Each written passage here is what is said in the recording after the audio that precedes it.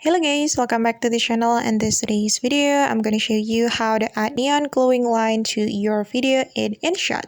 So guys, let's get started. Here I have created a project on my InShot, and the first thing we have to do is clicking on the filter button right here.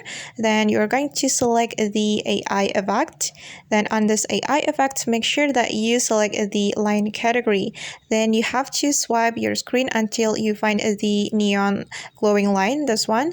So just tap on the effect, and then you can select the color that you like.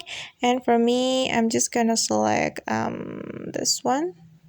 Okay, and once you're done, you can click on the checkmark button. Then you can make the effect align with the video by dragging the effect to the right like this. Okay, and now let's just take a look at the final result. So I'm gonna play the video. Okay, and this is the final result. Okay guys, and that's how we can add neon glowing line to our video in InShot. I hope this tutorial will be helpful for you. Thank you so much for watching. If you found this tutorial useful, don't forget to hit the like button, leave your comments, and also subscribe to this channel. See you on the next video.